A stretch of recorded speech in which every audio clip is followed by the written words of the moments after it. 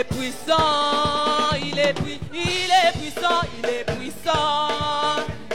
Il est puissant, il est puissant. Il est puissant, il est puissant. Il est puissant, il est puissant. Dans mes problèmes, dans mes soucis, il est puissant, il est puissant, il est puissant, il est puissant, il est puissant, il est puissant, il est puissant, il est puissant, il est puissant, il est puissant, il est puissant, il est puissant, il est capable, il est capable, il est capable. Dans mes soucis, dans mes problèmes, dans mes études, dans mes problèmes, il est capable, il est capable, il est puissant, il est puissant, il est puissant, il est puissant, il est puissant, il est puissant.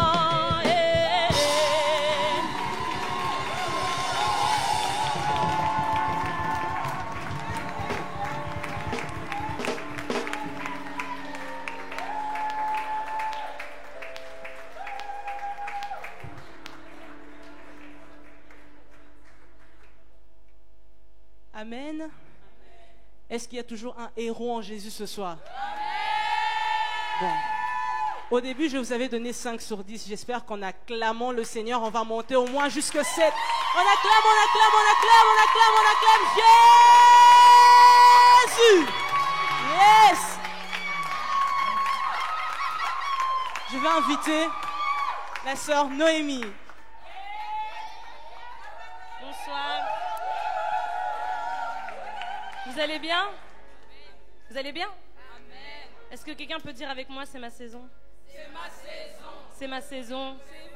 C'est notre saison, ok? Je suis contente d'être ici avec vous. Et donc, aujourd'hui, je vais chanter 3 chants avec vous. Des chants que le Saint-Esprit m'a inspirés.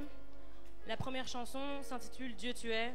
C'est une chanson que j'ai écrite pour mon futur EP qui va sortir bientôt.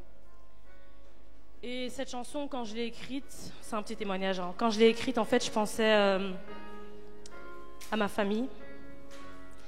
Et je veux simplement dire à Dieu que, en fait, ça a vraiment été un père pour moi. Et donc, voilà.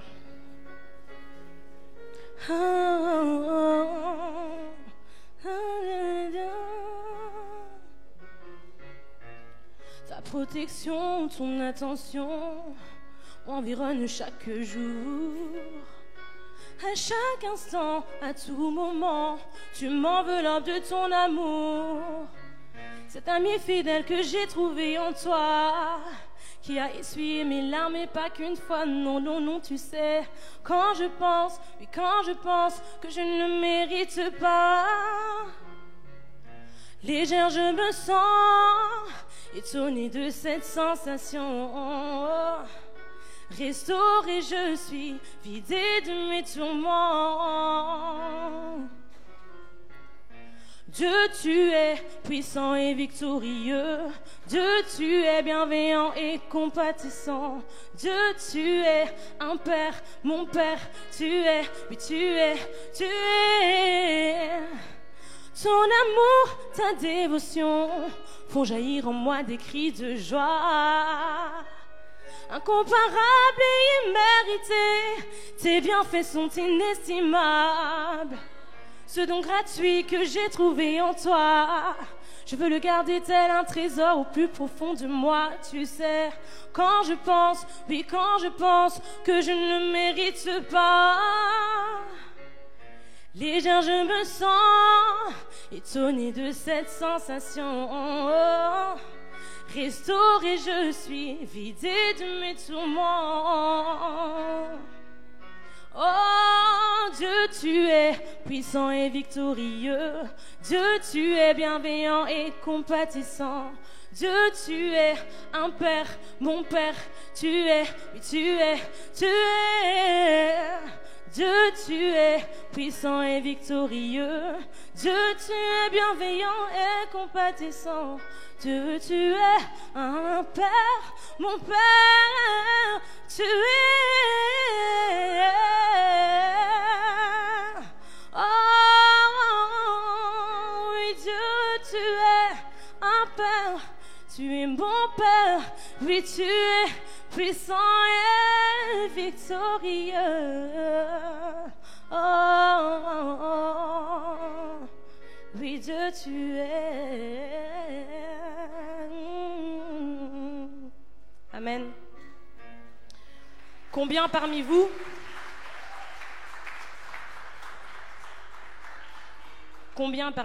pensez que Dieu est réellement un père pour lui?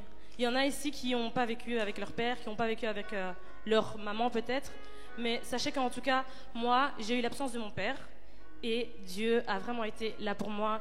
Il a subvenu à tous les besoins de ma famille en fait. On a passé des moments vraiment difficiles et quand j'ai écrit cette chanson, vraiment, je me suis dit non, Seigneur, en fait, je peux me plaindre tous les jours, mais non, en fait, je dois te rendre grâce parce qu'aujourd'hui, je suis en vie, j'ai de la nourriture tous les jours, on peut payer nos factures tous les jours, et voilà dans quel sens j'ai écrit cette chanson. Donc, continuellement, rendez grâce à Dieu, parce que c'est important, parce qu'il est vraiment là, et il nous entoure encore de ses bras, et c'est merveilleux. Alors, la prochaine chanson que je vais chanter, ça dit simplement que je veux que l'Esprit de Dieu me remplisse, tout simplement. C'est important d'être rempli de l'Esprit de Dieu, parce que des fois on fait des choses, on est guidé peut-être par des influences, par des amis, ou par ce qu'on voit à la télé. Mais la chose la plus importante, c'est réellement d'être guidé par le Saint-Esprit, parce que c'est lui qui sait ce qu'il veut que nous fassions. Ok?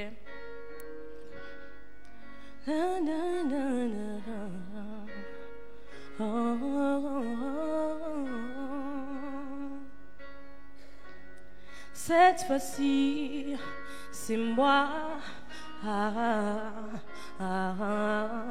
Oui, c'est moi, juste moi, qui me tiens devant toi. Souviens-toi de moi. Remplis ma coupe, remplis-la de tes bénédictions jusqu'à ce qu'elle déborde. Père, fais-le encore. J'ai appris à compter sur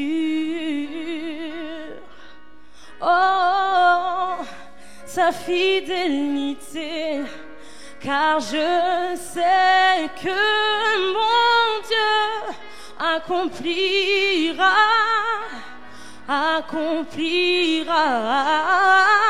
ses promesses. Oh, ses promesses.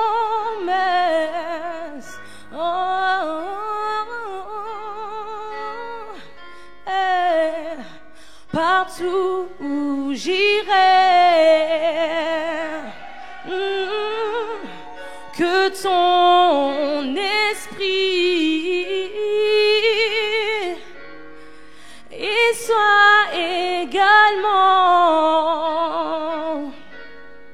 J'ai essayé ton esprit, je sais maintenant que je ne peux vivre sans lui, je ne peux vivre sans lui. Baptise-moi,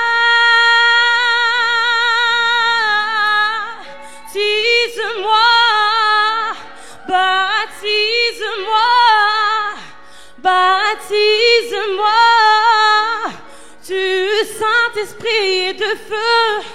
Du Saint-Esprit de feu, je veux être, je veux être capable de dire L'Esprit du Seigneur est sur moi, car il m'a oint. Oh, il m'a oint, il m'a oint, il m'a oint, il m'a oint pour annoncer la bonne nouvelle, pour annoncer la bonne nouvelle.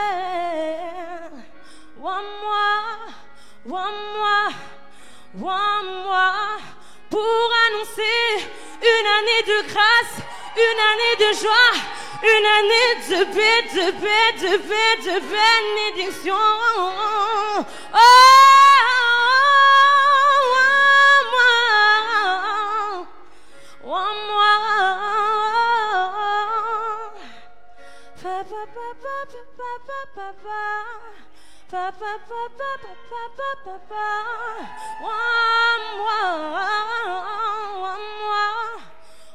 moi. Oui, c'est moi, juste moi, qui me tiens devant toi. Oui, c'est moi, juste moi, qui me tiens devant toi. J'ai appris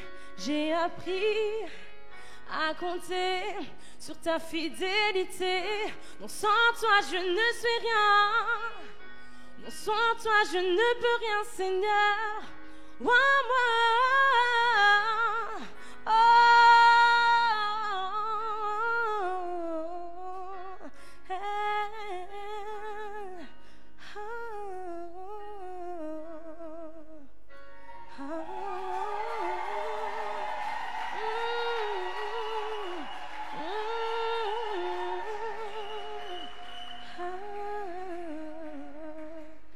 Amen.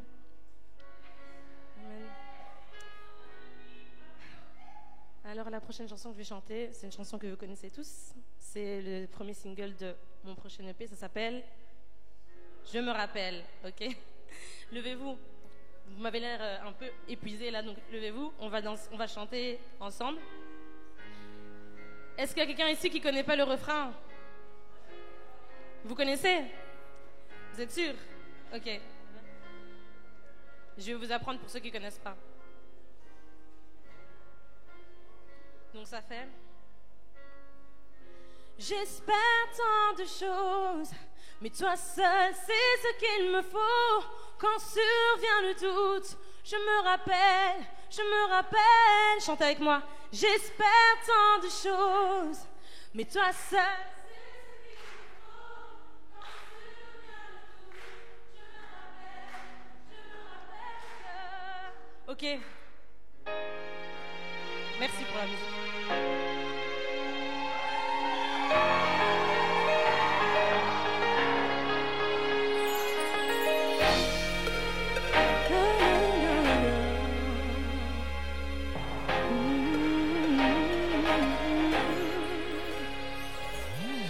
Je me rappelle de ces moments, je n'avais personne à qui parler, qui pour comprendre ma douleur. Je pleurais toute la nuit, attendant le lever du soleil. La nuit m'a tellement meurtri. Je suis désemparée, vers qui vais-je me tourner? Mes amis m'ont abandonné. J'ai l'impression d'être vide, de plus en plus fragile. J'espère tant de choses, mais toi seul sais ce qu'il me faut. Quand survient le doute, je me rappelle. Oh, j'espère tant de choses, mais toi seul sais ce qu'il me faut. Quand survient le doute, je me rappelle que je me rappelle que tu as pris ma main. Tu l'as serré fort pour que je me sente forte. Tu m'as dit je t'aime, malgré mes coups de tête. Je me rappelle qu'en ta présence tout peut changer. Oui, je crois que j'y arriverai. Et à maintes reprises tu m'as répondu, tes paroles ont apaisé mon cœur.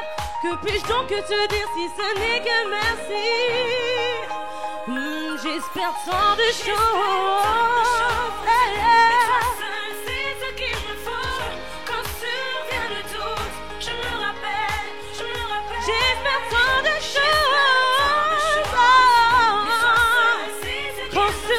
de tout.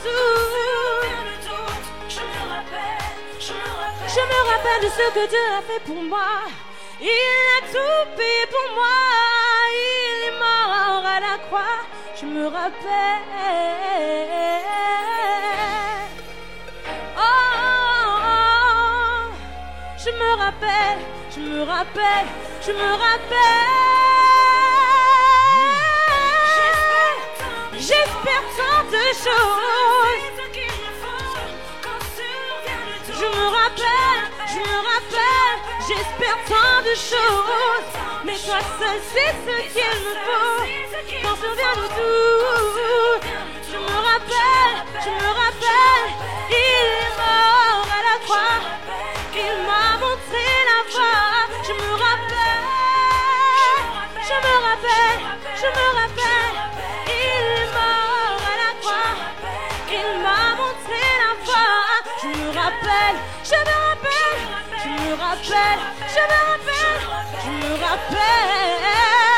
Oh, oh, oh, oh, je me rappelle de ce que Dieu a fait pour moi. Oh, oh, oh,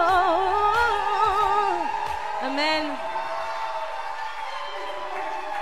Amen.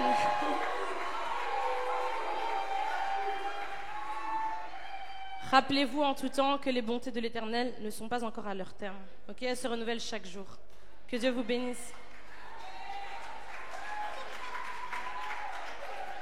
On applaudit encore très fort pour Noémie Kabé. N'oubliez pas de me suivre sur mes réseaux pour toutes les actus. Donc sur Instagram, Facebook, YouTube, Twitter, vous tapez simplement Noémie KB. Merci. On se prépare petit à petit à écouter la parole de Dieu. Soutenons nos artistes, nos différents artistes qui sont dans nos églises. On a Noémie Kabé qui est là de Bruxelles. Il y a le groupe YP qui devait chanter ce soir, mais ils ont préféré participer à l'intercession. C'est un bon choix aussi. Il y a le frère I Lover qui a sorti son dernier single récemment. Soutenons-le.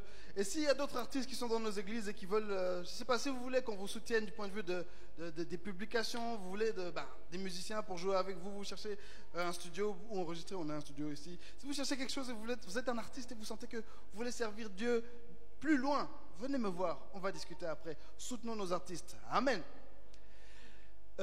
Pendant qu'on prépare les chaises pour la prédication, on va, je pense, rajouter quelques places devant pour ceux qui veulent s'avancer. Pour ceux qui ne me connaissent pas, je suis le pasteur Tito Moutiébélé et je suis le directeur national de la jeunesse de l'Église de Dieu en Belgique, la jeunesse Be Youth. Et je tiens à remercier chaque personne qui s'est déplacée ce soir pour cette veillée, pour notre première nuit des héros. Je sais que ce n'est pas facile. Aujourd'hui, il a fait très froid, très dégueulasse, mais vous êtes là. Que Dieu bénisse chacun d'entre vous. Vous pouvez vous applaudir très fort.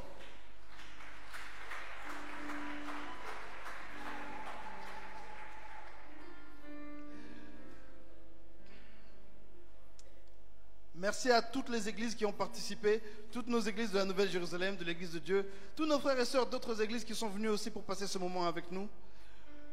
Ce que je disais à l'équipe de louange avant de commencer, c'est qu'on est venu avec un programme très strict, mais ma plus grande prière, mon plus grand souhait, c'est que le Seigneur vienne bouleverser ce programme ce soir et qu'il fasse ce qu'il veut dans nos vies, dans nos églises, dans nos groupes de jeunes, dans nos villes. Amen. On se prépare tout doucement à la parole. Encore une fois, je vous ai dit pendant cette soirée, il y aurait beaucoup de câlins. Hein? Je vous ai dit ça parce que vraiment, je veux qu'on soit un peu à l'aise. Alors, pendant les prochaines minutes, est-ce que tu peux encore, autour de toi, trouve au moins 10 personnes à qui tu vas faire un gros câlin. Tu vas sauter une bonne veillée, tu salues, tu présentes, tu donnes ton nom, ton prénom, ton snap, ton Insta. Pour les célibataires, insistez un peu plus. Allez, beaucoup d'amour, beaucoup de sympathie. Allez. Au moins 10 personnes. On se déplace. Bon, les hommes, on peut aussi se donner une bonne poignée de main. Ce n'est pas interdit.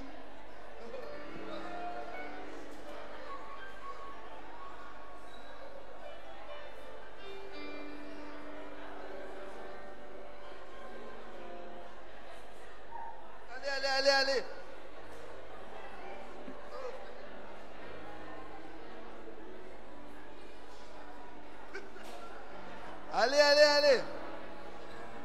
Beaucoup d'amour, beaucoup d'amour. Personne ne doit quitter cet endroit sans un câlin. Oh!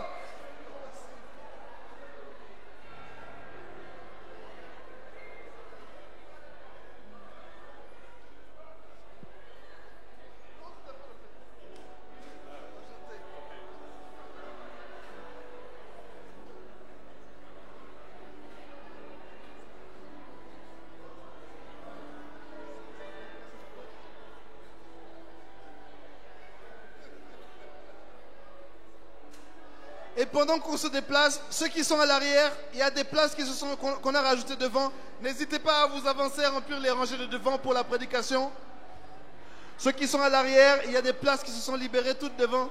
Des bonnes places, des belles places. Veuillez vous déplacer, vous avancer devant.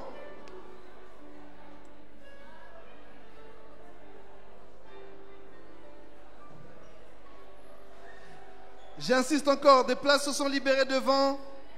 On a déplacé les chaises. Avancez-vous, plaçons-nous devant.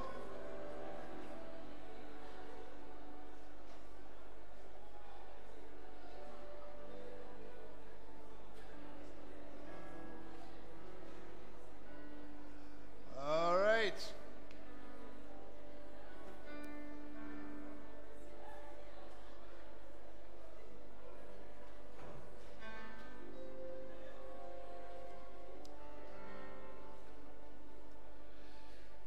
Amen, amen, amen.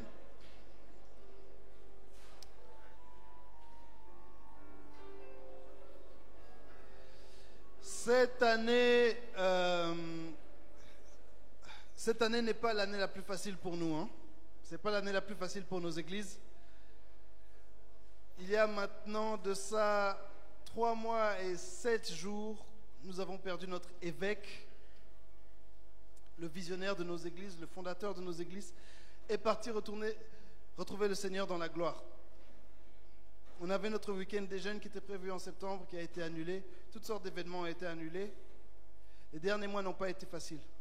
Mais on a voulu absolument se voir avant la fin de l'année et passer du temps ensemble dans la présence de Dieu. La Nouvelle Jérusalem, c'est une église qui prie. La Nouvelle Jérusalem, c'est une église qui loue Dieu. La Nouvelle Jérusalem, c'est une église qui se rassemble dans la présence de Dieu. Et cette soirée est vraiment très importante. Mais nous croyons qu'il y a un avenir pour notre église. Et l'avenir de l'église, c'est vous les jeunes, c'est nous les jeunes. Amen. Oh, question.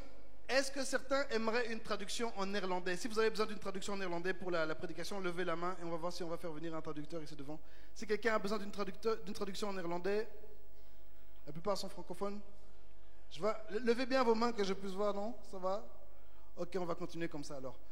Notre orateur du jour, remarquez, il est venu du Congo spécialement pour vous. Il est venu du Congo spécialement pour nous ce soir. On peut l'applaudir très fort.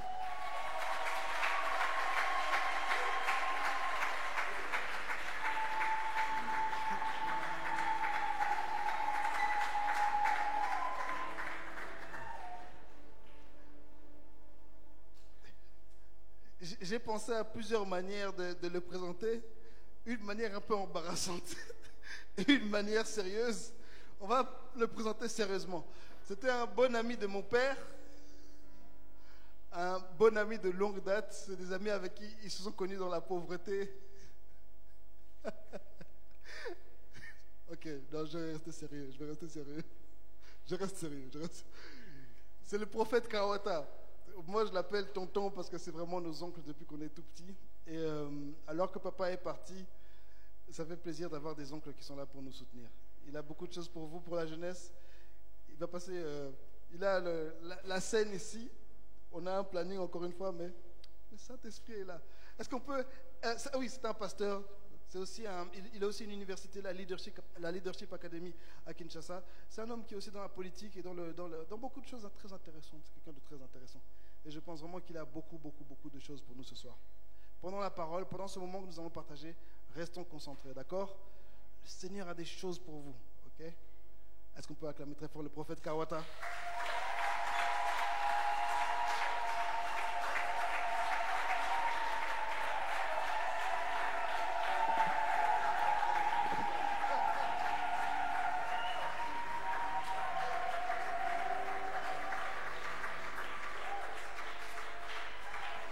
Merci.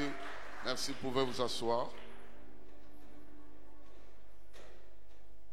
Je rends grâce à Dieu pour l'occasion qu'il m'accorde de parler avec vous ce soir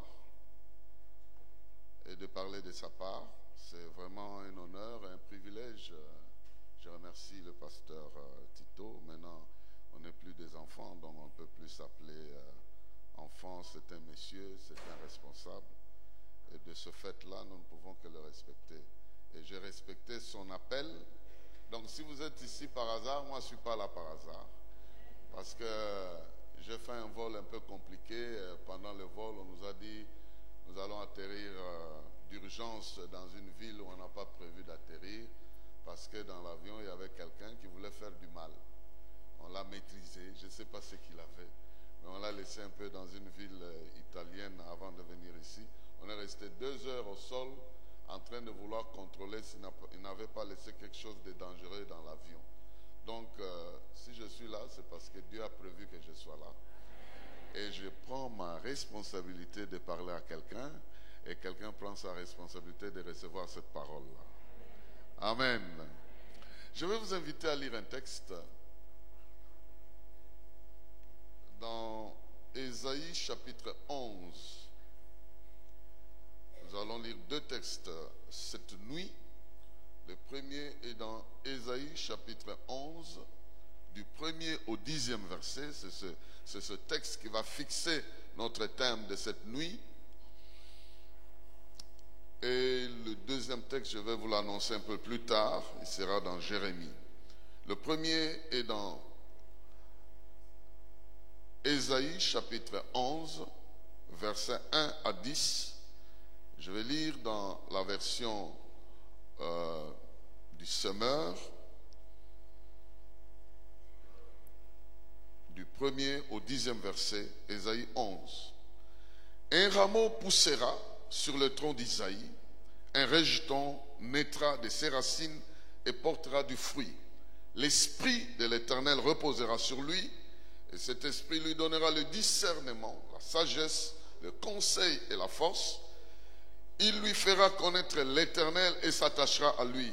Son plaisir sera d'obéir à l'Éternel. Il ne jugera pas d'après les apparences et n'arbitrera pas d'après de oui-dire. Il jugera les pauvres avec justice et il arbitrera selon le droit en faveur des malheureux du pays.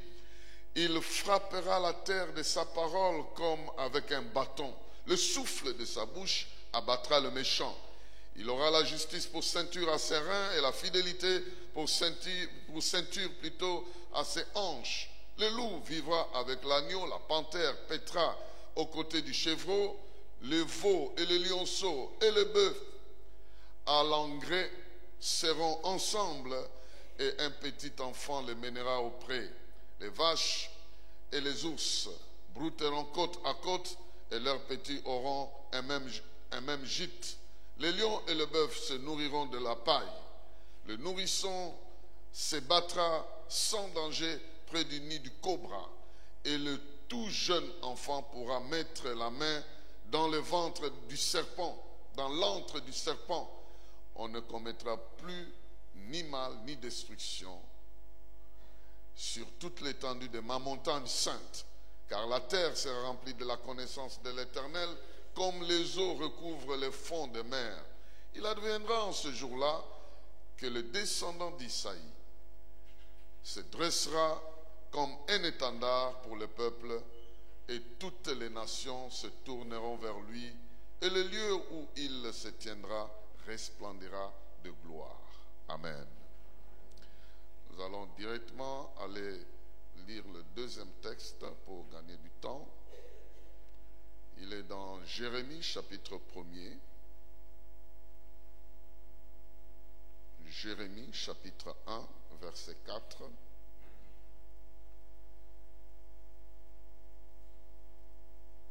À 10. Jérémie chapitre 1er, verset 4 à 10. Il est écrit, l'Éternel m'adressa la parole en ces termes. Avant de t'avoir formé dans le sein de ta mère, je t'ai choisi. Et avant ta naissance, je t'ai consacré. Je t'ai établi prophète pour les nations. Je répondis, hélas, Seigneur éternel, je ne sais pas m'exprimer car je suis un adolescent. Mais l'Éternel me répondit, ne dis pas je suis un adolescent, tu iras trouver tous ceux auprès de qui je t'enverrai et tu leur diras tout ce que je t'ordonnerai. N'aie pas peur de ces gens car je suis avec toi pour te protéger, l'Éternel le déclare. Alors l'Éternel tendit la main et me toucha la bouche et il me dit, tu vois, je mets mes paroles dans ta bouche, sache que je te confie aujourd'hui une mission envers les nations et les royaumes, celle d'arracher et de renverser, de ruiner et de détruire, de construire et de planter. Quelqu'un peut dire encore Amen. Bien, je pense que je suis à la jeunesse, on a un peu l'habitude d'exagérer. Quelqu'un peut exagérer un peu son Amen ce soir. Voilà, là je sens que je suis à l'endroit qu'il me faut. Le thème que nous allons développer ce soir, c'est germer et s'établir dans la gloire. Germer et s'établir dans la gloire. Parce que je parle aux héros qui sont ici. Comment vous pouvez germer, comment vous pouvez pousser jusqu'à vous établir dans la gloire? C'est possible. C'est possible, c'est faisable, c'est réalisable. Germer et s'établir dans la gloire. Vous savez, la Bible utilise beaucoup de termes de notre monde physique pour nous faire comprendre des réalités spirituelles. La Bible a un langage qui nous aide à voir les réalités spirituelles au travers des choses physiques. C'est pourquoi aussi Dieu utilise un langage, permettez-moi l'expression, un langage qu'on appelle anthropomorphique. C'est-à-dire un langage qui emploie la vie humaine, la vie de l'homme. Parce qu'on parle de Dieu comme esprit, mais on va vous dire la main de Dieu a fait ceci, le pied de Dieu a fait. On utilise les mots humains pour identifier un Dieu qui est esprit. Donc c'est un langage que nous trouvons dans la Bible, mais c'est un langage qui doit nous amener à comprendre l'arrière-plan de ce langage-là, d'aller au-delà des images que nous voyons, au-delà des images que nous pouvons apprécier que la Bible utilise. Le premier texte que nous avons lu nous parle d'un rejeton, nous parle d'une germe, de quelque chose qui pousse. En fait, utilise un langage même de la géographie, de l'agriculture, pour nous aider à comprendre quelque chose qui est de loin plus grand, plus important et plus efficace, plus fort que le langage que Dieu utilise. Je m'excuse, il fait froid chez vous ici. Et le premier baptême que je reçois, c'est ce baptême-là, de cette fraîcheur-là. Alors, je disais, c'est ce langage-là. Mais dans ce langage, nous pouvons tirer notre thème. Germer et s'établir dans la gloire. Le premier verset que nous avons lu nous parle de pousser, de germer. On dit, il y a un rejeton, il y a quelque chose qui va pousser de la racine de Jacob. Quelque chose qui viendra de cette racine-là. Déjà, nous voyons une image d'un arbre peut-être qui a été coupé. Il est resté seulement des racines au fond de la terre, alors que l'arbre serait déjà coupé, perdu de vue des gens. Mais un beau jour, on voit quelque chose qui pousse au travers de cet arbre-là, à l'endroit où il n'y a que des racines. Mais il y a un arbre qui est en train de pousser. L'image qu'on prend ici, c'est l'image de notre Seigneur Jésus-Christ. Mais je vais revenir à ça. Comment Dieu nous prépare pour que nous passions de l'étape de germe à l'étape de la gloire établie dans notre vie. Je suis certain que pendant que je serai en train de parler, Dieu sera en train de travailler la vie de quelqu'un pour qu'elle passe d'une étape étape à l'autre. Je ne veux pas vous perdre dans les images bibliques qu'on nous donne ici, mais je veux vous donner 4 étapes fondamentales ou 4 éléments fondamentaux qui font que dans le plan de Dieu, vous puissiez passer de l'étape des germes jusqu'à l'étape où vous êtes implanté, établi, stable dans une position de gloire, dans une position où Dieu se glorifie sérieusement dans votre vie. Là, je ne compte pas. Dieu peut vous prendre à n'importe quel moment et il commence à vous utiliser sans tenir compte de votre âge, mais en tenant compte de ce que je vais vous dire. Première étape, c'est l'étape de notre identité. Dieu crée, forme notre identité. Dieu est à la base de ta vraie identité. Dans ce texte, on nous dit, dans ma version ici, au verset 1, on dit, un rameau poussera du tronc d'Ésaïe, un rejeton naîtra de ses racines et portera du fruit. L'aspect de quelque chose qui pousse d'un arbre. Notre identité a 2 faces. La première face, elle est une face humaine, elle est une face naturelle, mais elle est une face très faible. Naturellement, nous sommes issus des familles qui disparaissent, des personnes qui apparaissent et qui disparaissent. Nous venons des parents, des grands-parents, des arrière-grands-parents. Il y en a même d'autres, nous ne connaissons même pas. Pourquoi? Parce qu'ils disparaissent. Ici, la Bible dit qu'un rameau va pousser. Ou alors, un rejeton naîtra des racines. Donc, quelque part où un arbre a disparu, mais il y aura une pousse. Il y aura quelque chose qui va sortir de cet arbre qui disparaît. J'aimerais déjà garantir quelqu'un que tu peux devenir la pousse de ta famille. Tu peux devenir le progrès de ta famille, l'avenir de ta famille. Peu importe où tu as commencé, mais Dieu te situe, il te localise. Il sait que tu es venu d'une famille, peut-être les membres existent encore, peut-être qu'ils n'existent pas. Parce qu'il est dit ici, un rameau va pousser du tronc d'Ésaïe. On voit déjà le tronc et le rameau peut pousser là-bas. Mais aussi un rejeton peut venir d'un arbre qui n'existe pas. D'un arbre qu'on ne voit plus. Nous venons de différentes sortes de familles ou de souches.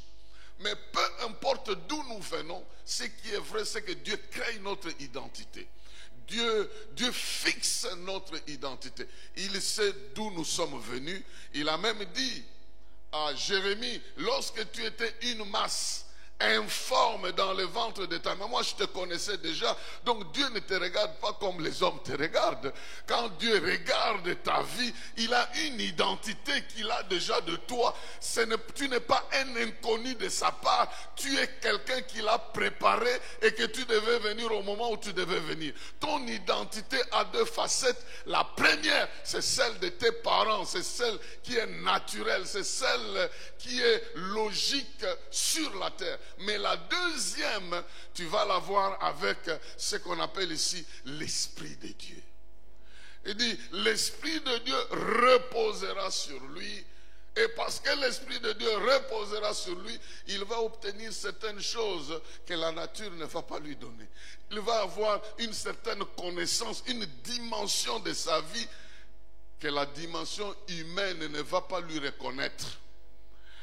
Parce qu'on ne peut pas dire un rameau pousse du tronc d'Ésaïe et puis l'esprit va reposer sur ce rameau-là. Vous voyez, c'est pourquoi je vous disais, les images de la Bible, on utilise des termes pour nous aider à comprendre une réalité qui est cachée derrière. Donc, tu peux apparaître comme un rameau, tu peux apparaître comme un rejeton. Ça, c'est du point de vue humain. Mais du point de vue divin, il y a l'esprit de l'Éternel qui est censé reposer sur toi. Donc, tu as une partie de la faiblesse. On peut t'identifier avec les hommes. Mais tu n'as pas que cette face-là. Tu as une autre partie travaillée par Dieu, préparée par Dieu, élaborée par Dieu pour que tu deviennes la personne que Dieu a voulu que tu sois au moment où je suis en train de te parler. Donc ne te regarde pas avec la face humaine simplement, ou alors je te donne un conseil, ne vis pas simplement avec cette face-là. Tu dois rechercher l'autre face qui vient de la part de Dieu pour que l'Esprit de l'Éternel contrôle ta vie. Du moment où tu vis seulement la face humaine, tu es comme un simple homme qu'on peut identifier avec des arbres qui sont déjà partis. Ah oui, ça c'est l'enfant d'un tel. Ah oui, ça c'est tel qui vit dans tel pays. Ah oui, ça c'est... On t'identifie avec les vivants ou avec ceux qui ne vivent plus. Mais il y a aussi une partie de ton identité qui doit être liée à celui qui vit éternellement, à celui qui règne éternellement, à l'ancien des jours. Je suis en train de parler de celui qui a son trône au-delà des endroits accessibles. Celui qui vit et règne éternellement, qui contrôle les ciels, la terre, la mer et tout ce qui existe. Celui qui décide les temps, les circonstances. Celui qui détient la vérité sur ta vie et celui qui détient ton avenir. Il est le seul. Je parle de Jésus-Christ, qui est le Seigneur des seigneurs, le roi des rois, le sauveur du monde, l'alpha et l'oméga que nous sommes en train d'adorer.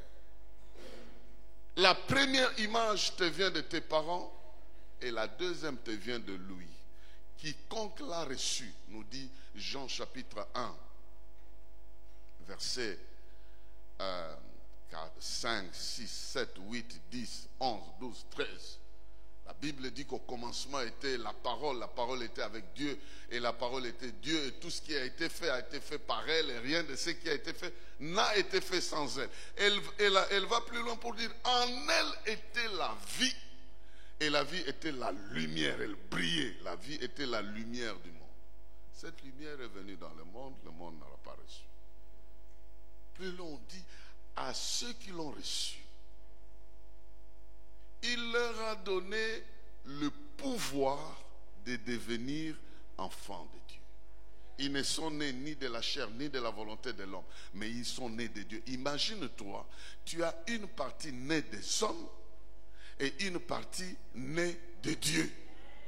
C'est pourquoi la Bible parle de la nouvelle naissance. Quand Jésus expliquait ça à Nicodème, Nicodème ne pouvait pas comprendre comment un vieux comme moi, je peux retourner dans le ventre de ma mère. Il dit non. Ce qui est né de la chair est chair et ce qui est né de l'esprit est esprit. Donc notre identité, pour que nous allons plus loin, doit être une identité complète. Celui qui est issu des racines, mais qui n'a pas l'esprit de l'Éternel, va rester vraiment humain, naturel. On peut venir te couper prochainement parce que tu es issu d'une source coupable. Coupable pas dans le sens de quelqu'un qui a commis des fautes, mais détruisable, qu'on peut arracher, qu'on peut couper. Mais lorsque tu nais, tu as l'avantage de chercher l'Éternel afin de compléter ton identité. Donc quand tu vois quelqu'un qui se fonde seulement sur sa nature humaine, il a une identité incomplète. Mais quelqu'un qui va être complet, c'est celui qui est né de la chair, mais il est aussi né de l'esprit. C'est pourquoi Jésus a bien déterminé à Nicodème, il dira, il faut naître de l'eau et de l'esprit. Naître de l'eau et de l'esprit pour hériter le royaume de Dieu. Tu dois naître humainement parlant, tu es un homme, tu n'es pas un esprit, mais en même temps, tu acceptes le pouvoir de Dieu dans ta vie, tu lui confies ta vie et à partir de ce moment-là, il gère ta vie, il contrôle ta vie. Cette nouvelle naissance, cette nouvelle identité est acquise lorsque volontairement nous nous confions à Dieu. Des fois, nous allons dans des villages pour expliquer aux gens pourquoi ils doivent mettre leur argent en banque. Ils ne savent pas pourquoi. Et ils ne voient même pas pourquoi. ils voient que c'est une dépossession de leur argent, qu'on aille mettre ça quelque part. Alors on leur explique. Si un voleur vient la nuit, il va casser ta maison et tout ce que tu thésaurises, il va prendre ça, il va emporter. Mais si tu mets ton argent en banque, la banque va te sécuriser. Si ça se perdait, elle va aussi te rembourser. Donc il y a plus de sécurité de confier son argent en banque que de garder ça soi-même. C'est comme ça qu'on explique aussi aux gens. Il y a plus de sécurité de confier ta vie à Jésus que de la conduire toi-même. Parce que Jésus a dit, si tu gardes ta vie pour toi-même, tu veux la conduire toi-même, tu vas te perdre et tu mourras. Mais si tu confies ta vie à Jésus, ni les sorciers, ni les magiciens, ni les marabouts, ni quelqu'un d'autre, personne, alors personne ne pourra venir te toucher ou toucher ta vie. Je prêchais dans une église à Kinshasa, une jeune fille est entrée. Elle est entrée, elle était conduite miraculeusement. D'après elle, elle a vu 2 personnes à l'entrée qui lui ont demandé de venir entrer dans la salle. Ce jour-là, cette église n'avait pas utilisé comment vous appelez, les gens de sécurité ou le protocole. Ils n'ont pas utilisé les garçons, ils ont utilisé les filles. Mais cette fille-là a vu 2 jeunes gens, 2 hommes, lui donner la Bible, il faut entrer ici. Elle est entrée. Elle a suivi l'enseignement. Et ce jour-là, le Seigneur avait mis des paroles de connaissance. J'avais parlé dans la foule. Je ne savais pas qu'elle était dans la foule. Elle est sortie, arrivée chez elle à la maison. Elle était une orpheline. Elle voit son oncle sortir en culotte.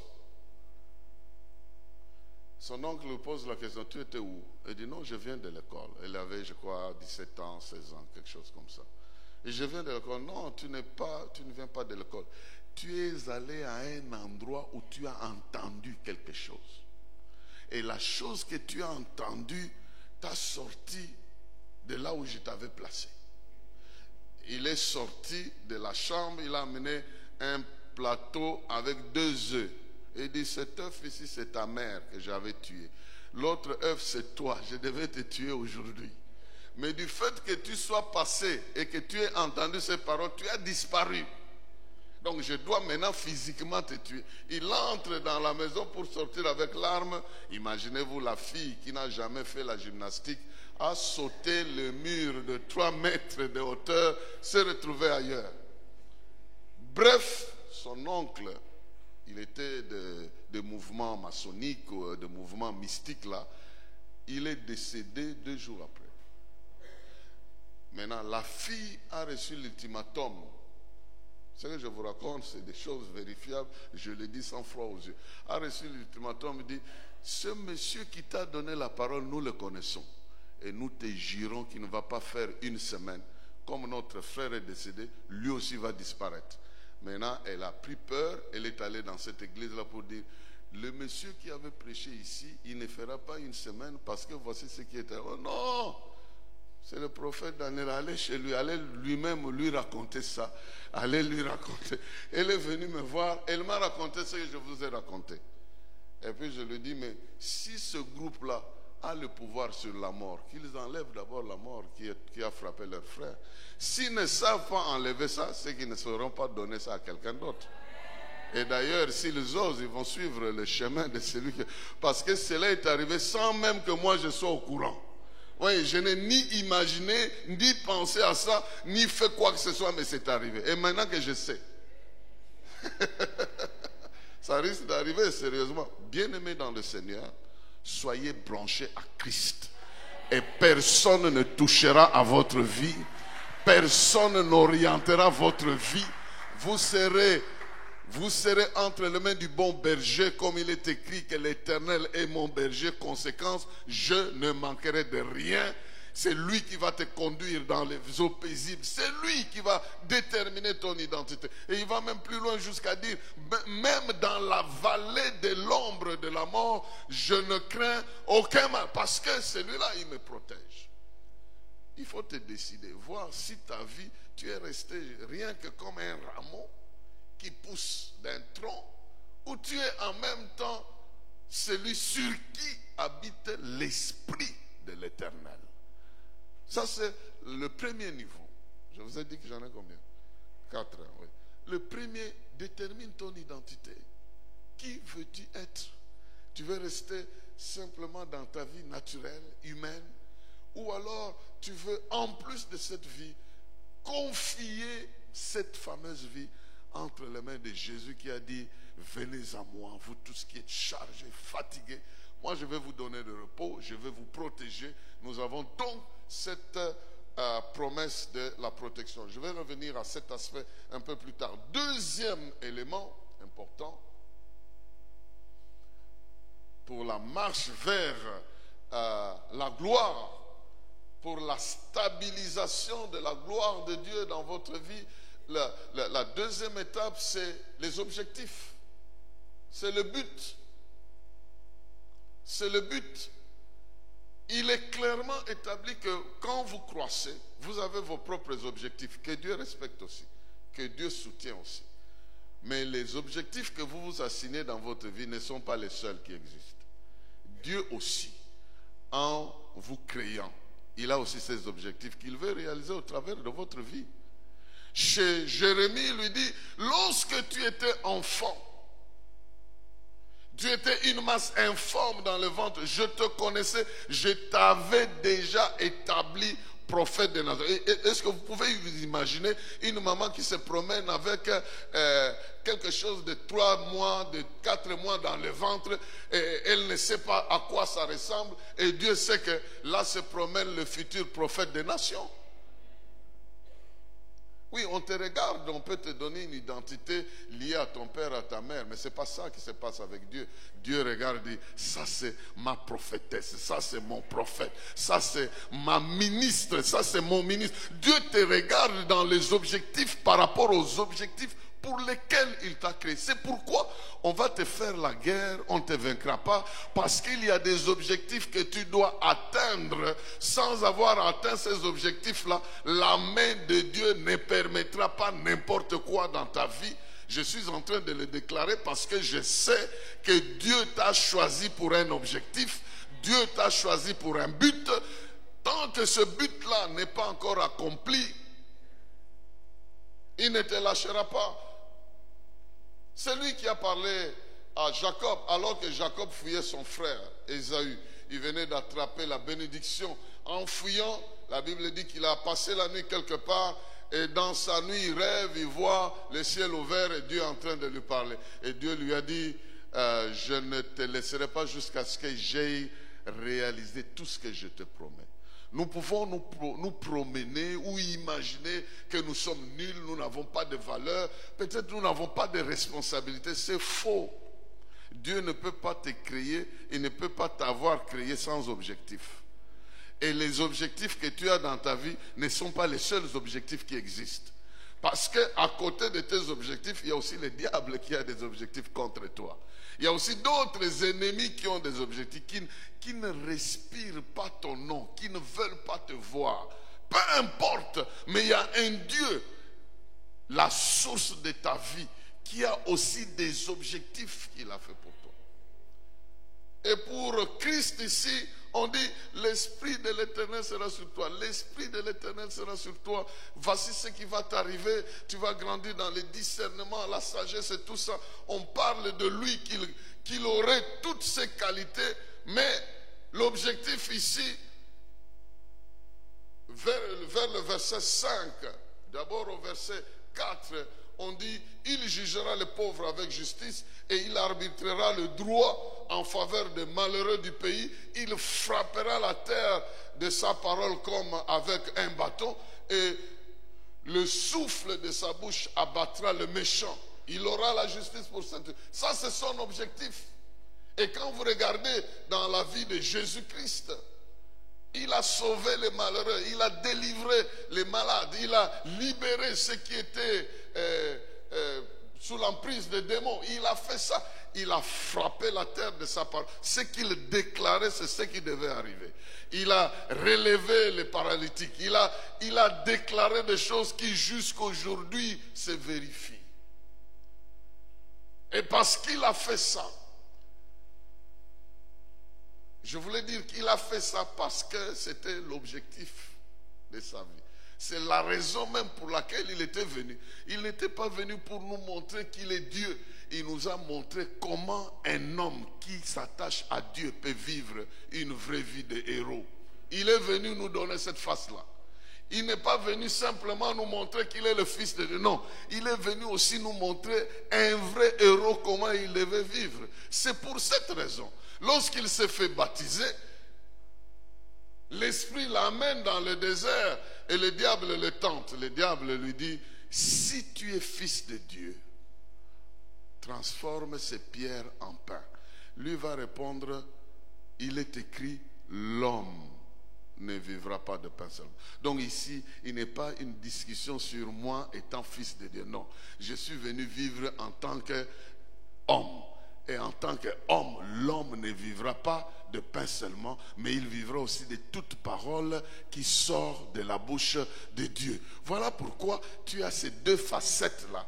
Une facette, tu vis du pain, de ce qui est naturel, et une autre facette, tu vis de la parole de Dieu. De la même manière que la nourriture physique peut te gonfler ou te dégonfler, de la même manière aussi, la nourriture spirituelle peut bâtir ta vie. De la même manière. Et ici, les objectifs de ta vie, tu dois aller les chercher dans ta communion avec Dieu. Lui demander, au fait, qu'est-ce qu'il attend de toi? Il ne faut jamais vivre sa vie sans savoir où on va et qu'est-ce qu'on doit faire. Il faut mener sa vie tout en sachant où Dieu vous amène. Qu'est-ce qu'il te veut exactement? Dans son programme, tu occupes quel rôle? Parce que tu as quelque chose à faire. Moi, je suis né d'une jeune fille de 13 ans. Donc, je donne toujours ce témoignage. Ma mère s'est mariée à 12 ans. Et à 13 ans, je suis né. Donc, il y a beaucoup de mes mamans ici, à cet âge-là. À 13 ans, il y avait déjà une fille qu'on appelait maman. Donc, j'étais déjà enfant. Mais j'ai été vite récupéré par des Canadiennes qui étaient des missionnaires. Donc j'ai connu mes parents seulement à l'âge de 5 ans. De cet âge-là, de 0 à 5 ans, on m'a inculqué la parole de Dieu comme vous ne pouvez pas imaginer. Donc je connaissais certains versets de la Bible, mais je ne connaissais pas Christ. Je pouvais réciter les passages de la Bible, mais je ne le connaissais pas. Je ne le connaissais pas.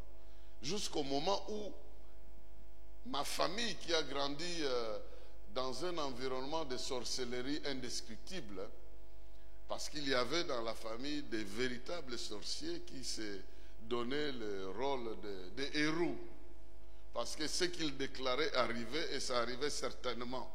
Donc le jour où il était prévu que moi je devais mourir, effectivement je suis mort parce que j'ai fait un accident qui m'a fait perdre le bras, j'ai perdu du sang, je suis allé à l'hôpital et puis on a constaté que cet enfant ici, il ne vit plus. Je me rappelle un jour, je donnais ce témoignage dans une ville, dans un quartier à Kinshasa. Une maman s'est levée de la foule, elle est venue jusque devant. Et elle a commencé à trembler, elle m'a demandé le micro et elle a dit aux gens, je suis l'infirmière qui était ce jour-là lorsque ces choses se passaient. Moi-même, je ne la reconnaissais plus. Mais elle ne pouvait pas rester calme parce qu'elle venait de découvrir que je vivais encore. Elle ne savait pas ce que j'étais devenu. Jusqu'au jour où elle m'a vu, elle s'est rappelée. Déclaré complètement. Mais moi, j'étais devant quelqu'un qui me disait, ton jour n'est pas encore là. Ton jour n'est pas... Il m'a dit seulement deux choses, et je le répète souvent.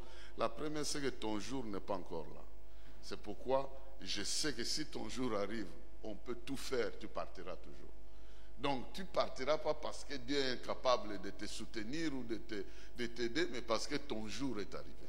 Mais la deuxième chose, il m'a dit, tu ne feras rien avec ce que tu auras perdu dans ta vie. Ne te concentre pas sur ce que tu as perdu. Concentre-toi sur ce qui te reste. Avec ce qui te reste, tu vas gagner ta vie.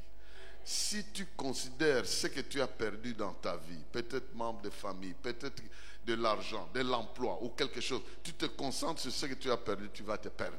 Mais si tu te concentres sur ce qui te reste, alors tu bâtiras ta vie avec ce qui te reste. Donc depuis ce temps-là, je sais qu'avant que ce jour n'arrive, je ne dois pas regarder ce que j'ai perdu. Je dois considérer ce qui me reste. Et parmi les choses que tu ne sauras pas perdre, c'est Dieu lui-même. Il sera présent dans ta vie. Il ne t'abandonnera jamais. Il ne te délaissera jamais.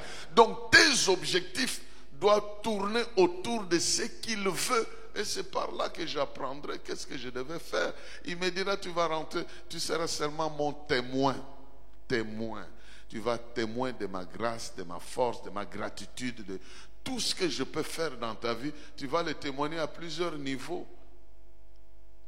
Donc je peux occuper un poste aujourd'hui dans la politique, je serai témoin. Là, je vais manifester comment un chrétien doit se comporter à cet endroit-là. Si j'occupe un poste dans l'église, je suis témoin de comment les gens doivent travailler dans... Donc je n'ai pas une casquette fixe, mais simplement générique pour dire, tu vas me témoigner.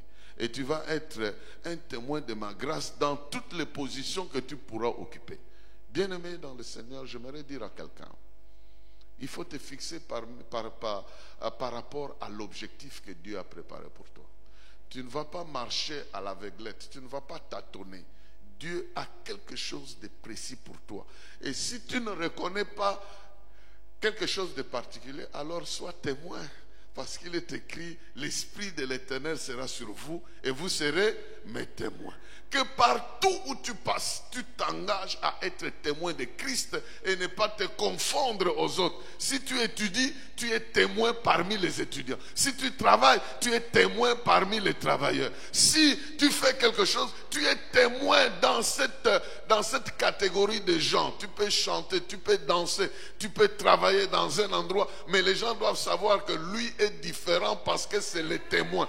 Il est en train d'apporter à la lumière la vie de Christ qui est en lui. S'il pose ses actes parce qu'en lui, il a une sorte de vie qui doit briller au travers de lui par les actes qu'il est en train de poser. Alors, c'est important de comprendre que dans la vie, nous avons des objectifs. Si nous cherchons Dieu, il nous dira exactement ce qu'il nous faut. Jérémie était dans la confusion. Il était fils d'un prêtre. Et il apprenait comment devenir prêtre. En ce moment-là, les familles de rois et les familles de prêtres étaient connues. La fonction de prêtre était familiale, même tribale. La fonction de roi était aussi familiale. On savait que ça c'est la famille royale, là ce sont des prêtres. Mais pendant qu'il s'apprête à terminer sa formation, voici l'Éternel qui lui parle et lui dit, tu ne vas pas être prêtre, tu deviens prophète. Une fonction qui n'était pas très bien connue à l'époque.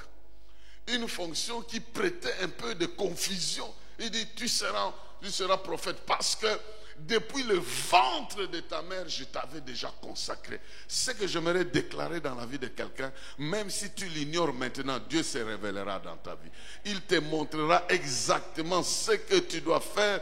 Il suffit de t'ouvrir devant lui, de lui poser ces questions. Il t'orientera. Il a plusieurs manières de parler, que ce soit dans les rêves, confirmation des gens ou des circonstances qui vont tourner autour de ta vie pour que tu te fixes et que tu sauras que moi, je suis appelé à faire telle chose. Et c'est cette chose-là qui te fera distinguer des autres. Nous réussissons par rapport à ce que nous sommes censés faire, pas par rapport à ce que nous ne sommes pas censés faire. Tu peux avoir réussi dans un domaine où tu n'es pas censé évoluer dans ce domaine-là, mais Dieu t'attend dans un autre domaine. Et ma prière est que Dieu ouvre ton esprit et qu'il t'accorde la grâce de recevoir une révélation particulière de sa part. Nous prierons pour ça avant de clôturer ce temps et je suis sûr que l'Esprit de Dieu va t'éclairer et tu ne vas pas marcher tu vas te rappeler de cette veillée comme étant une veillée où Dieu lui-même est venu te faire comprendre certaines choses de ta vie. Ça va se passer ici, je sais que ça va se passer ici. Nous sommes très calmes. Lorsqu'on va commencer à prier, je sais que l'Esprit de Dieu qui est déjà ici va toucher les uns et les autres pour te montrer qu'il est un Dieu présent. Il n'est pas un Dieu lointain, il est un Dieu présent.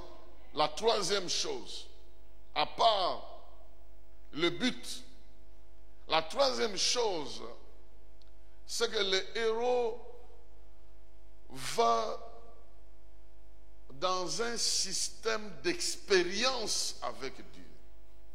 Il entre dans un cycle, dans un système d'expérience avec Dieu, d'expérience de la présence de Dieu. Il entre dans un système d'expérience de la présence de Dieu. Et je vais dire pourquoi cette présence-là. Pourquoi ces expériences-là? Pourquoi ces expériences? Parce que Dieu est présent dans ta vie avec deux facteurs. Premier, la justice. Dieu vient dans ta vie pour te faire justice. Ça, c'est la première chose. Il sera présent pour te faire justice. Pourquoi justice? 1. Tu es faible. Il y a des moments où tu poseras des actes qui te condamnent. Mais comme Dieu est juste, quand tu vas demander pardon, il va te justifier. Le seul qui peut te comprendre, te justifier, c'est lui.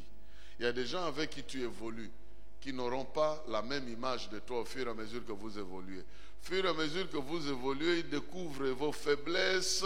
Au fur et à mesure que vous évoluez, ils découvrent que ce qu'ils avaient comme image de vous, c'est pas ça. Et ils vont commencer à vous dénigrer. Soit ils vous abandonnent, soit alors s'ils découvrent beaucoup de prouesses que vous avez, ils entrent dans la jalousie. Ils plongent dans l'un ou l'autre sens. Mais c'est seul Dieu qui ne t'abandonnera pas. Au fur et à mesure que tu grandis avec lui, tu pousses avec lui, tu vois combien tu es infidèle, combien tu es faible, combien tu es vulnérable. Mais dans ce système, il viendra pour te justifier. Parce que lorsque tu es faible, sa force et sa grâce va travailler dans ta vie. C'est pourquoi nous n'abandonnons pas ce Dieu à cause des accidents, des fautes que nous commettons par-ci, par-là. Effectivement, le péché ne devient pas notre mode de vie, mais de temps en temps, certaines choses peuvent arriver. Mais nous n'allons pas reculer à cause de ça. Il est le seul qui peut nous comprendre. Il est le seul qui peut nous apprendre à nous relever. Il est le seul qui peut nous soutenir. Il est le seul qui peut nous pardonner. Il est le seul qui peut nous laver. Il est le seul qui peut nous sanctifier. Il est le seul qui peut nous justifier. Il est le seul qui peut nous accepter encore et nous redonner une seconde chance, comme on dit. Il y a des gens qui vous ont déjà classé ou déclassé parce qu'ils ont constaté quelque chose qu'ils n'ont pas apprécié. Mais Dieu ne fonctionne pas comme ça. Vous allez expérimenter des choses. Il est dit ici que l'Esprit de l'Éternel sera sur lui parce qu'il lui fera expérimenter le discernement. Il lui fera expérimenter la sagesse. Donc vous allez croître en discernement, vous allez voir certaines choses ne sont pas bonnes, personne ne va vous apprendre que ça c'est bon, ça c'est mauvais. Déjà l'Esprit de Dieu qui est en toi va déclasser un certain nombre de choses dans ta vie. Donc pendant que tu vis avec lui, il devient ta justice. Et tu t'appuies sur lui parce que c'est lui ton défenseur. Les gens peuvent te juger, il s'élèvera le dernier. Tu peux traverser des problèmes difficiles. Les gens te jugent à cause de ce problème-là. Mais la justice de Dieu frappera en fin de compte. Ce Dieu s'élèvera parce qu'il a un objectif, parce qu'il a des buts qu'il est en train de poursuivre dans ta vie. Sa justice te ramènera sur les rails pour que tu revoies la voie. Même là où on pourra te vendre comme Joseph vendu chez les Égyptiens, alors qu'il est innocent, on le hait, on le vend, et chez le Potiphar, on l'accuse de tout, on le jette en prison. Mais la justice de Dieu, qui nous relie à l'objectif principal de notre vie, ne peut jamais nous laisser tomber. Elle éclairera notre vie, elle s'imposera dans notre vie. Je suis en train de déclarer dans la vie de quelqu'un, peut-être qu'on t'a condamné, peut-être qu'on t'a abandonné, peut-être qu'on t'a délaissé, peut-être qu'on t'a jugé à la manière des hommes. Je parle de la justice de Dieu qui viendra te ramasser dans les oubliettes, qui viendra te sortir de là où les gens t'ont jugé. Il y a même des relations qui se frisent à cause d'un mauvais jugement, un acte, et puis tout se casse. Mais je suis en train de parler de la justice de l'Éternel qui s'élèvera dans ta vie. Jésus a pour objectif d'exercer sa justice dans ta vie.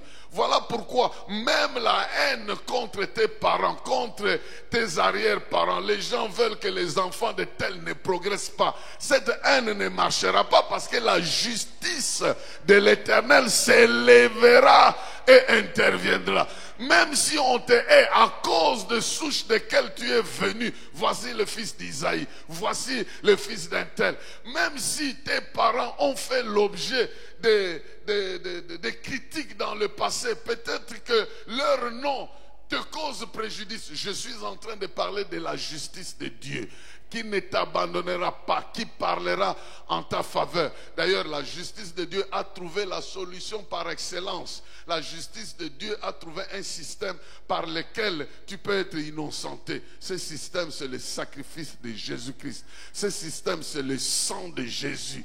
Là où il y a la condamnation, le sang de Jésus parle. Là où il y a le mépris, le sang de Jésus parle. Là où il y a tes faiblesses, le sang de Jésus parle. Et parce que le sang de Jésus parle, Dieu te permettra de devenir ce héros-là, parce que ça ne dépendra pas de toi seulement, pas de tes efforts seulement, mais la justice de Dieu interviendra. Alors que le monde voudra t'écarter, mais sa justice parlera. Alors que le monde voudra te condamner, mais sa justice parlera. Je suis en train de déclarer dans la vie de quelqu'un que ce qui pèse sur ta conscience, alors que Dieu t'a pardonné, que ce qui pèse soit écarté dans le nom de Jésus-Christ.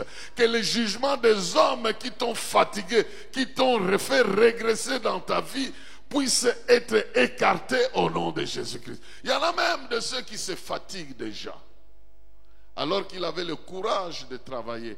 Mais parce qu'avec les gens avec lesquels il travaille, on ne l'apprécie pas, il se décourage. Mais il y a la justice de Dieu. Et cette justice se fait accompagner parce que Dieu est présent. Le mot clé ici, au verset 10, il est écrit: il adviendra qu'en ce jour-là, le descendant d'Ésaü se dresse comme un étendard pour le peuple. La deuxième chose que Jésus fait dans ta vie pour te faire croître dans les bonnes expériences, la Bible dit ici qu'il se dresse comme une bannière, comme un étendard. Alors je vais retourner dans le sens humain du terme. Et le mot étendard ou bannière, vous pouvez remplacer ça par le mot drapeau. Là où on place le drapeau, on donne un message. Là où on place le drapeau, on donne un message. Voici le message: que cet espace appartient à quelqu'un. Cet espace est sous la juridiction de quelqu'un. Cet espace ne peut pas être exploité sans l'autorisation de quelqu'un. Donc quand Jésus se présente dans ta vie comme étendard, il veut dire à tout le monde que peu importe si vous êtes les parents de cet enfant, si vous êtes les oncles, si vous êtes les tantes, si vous êtes les ancêtres, si vous êtes des frères, des sœurs, des amis, des ennemis, mais cet espace, cette personne appartient à quelqu'un d'autre. Il appartient au royaume de Dieu. Son nom est inscrit dans le ciel. Il n'appartient pas à n'importe quel système. Et n'importe qui ne peut pas faire n'importe quoi avec cette personne-là. Voilà pourquoi je viens te dire que dans ta vie, Jésus va se dresser comme une bannière. La bannière comme un drapeau pour dire: cet espace a été conquis. Cet espace a été conquis. Il appartenait à l'ennemi. L'ennemi faisait de ça ce qu'il voulait. Mais à partir de maintenant, cet espace appartient à Dieu. La Bible dit que nous sommes passés du royaume des ténèbres au royaume de lumière. Et parce que nous appartenons à Jésus, je suis aussi venu déclarer dans la vie de quelqu'un, ceux qui t'ont dominé hier ne te domineront plus. Ceux qui t'ont manipulé hier ne te manipuleront plus. Ceux qui ont joué avec ta vie hier ne joueront plus avec ta vie. Ceux qui t'ont poursuivi dans les rêves, qui t'ont maltraité, tu ne les verras plus jamais. Ton esprit n'est pas le théâtre des démons qui viennent envoûter ta vie. Ton esprit n'est pas le terrain sur lequel l'ennemi doit exercer sa sorcellerie pour t'envoûter, pour te poursuivre, pour t'étrangler, pour te perdre. Je suis en train de dire que désormais ils verront que même dans ton esprit, il y a le drapeau, il y a l'étendard. Que celui-ci appartient à Jésus-Christ. Celle-ci appartient à Jésus. Et Jésus lui-même, il est le roi des rois, le Seigneur des seigneurs. L'alpha et l'oméga. Il est alpha, le commencement. Mais il est aussi oméga. Oméga aussi veut dire celui qui finalise. Ce n'est pas seulement la fin, mais c'est aussi dans le sens de finalité, de l'objectif principal. Ce qu'il a commencé dans ta vie, c'est lui-là qui va finaliser. Je suis en train de m'adresser aux ennemis de ton âme, qu'ils ne pourront plus t'avoir, parce qu'il y a un étendard, il y a un drapeau qui est dressé, il s'appelle Jésus-Christ. Il va se dresser comme un étendard. Et on dit ici, tout ce que vous voyez là, des choses qui sont anormales que vous voyez ici, c'est parce que le terrain est conquis. On dit ici que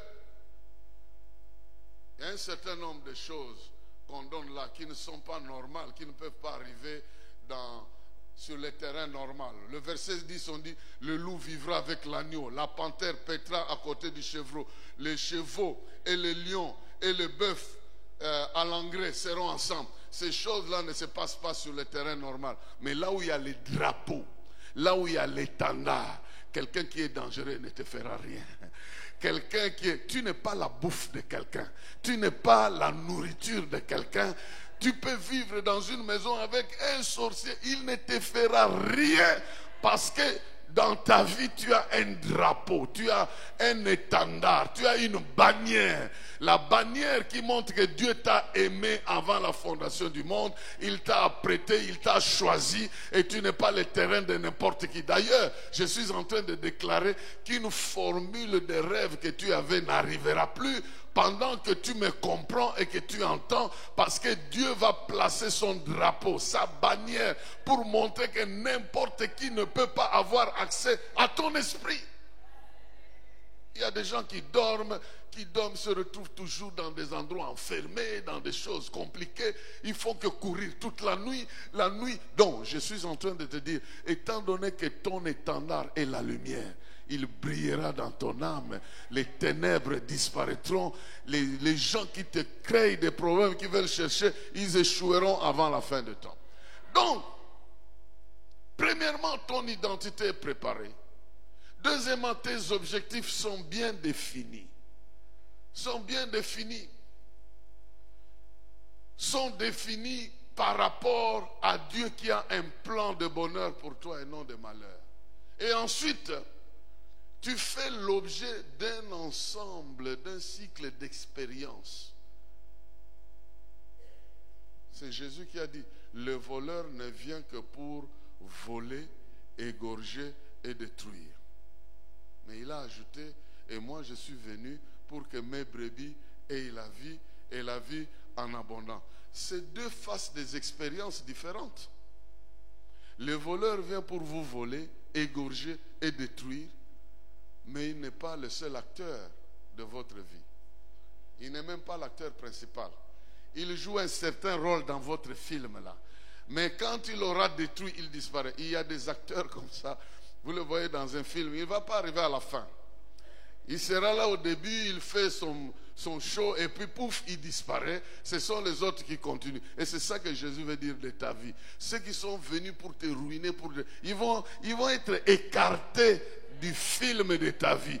Et celui qui vient pour te réparer, je parle de Jésus-Christ, il dit, et moi aussi je suis venu pour que mes brebis aient la vie et qu'il aille en abondance. Lui aussi est venu.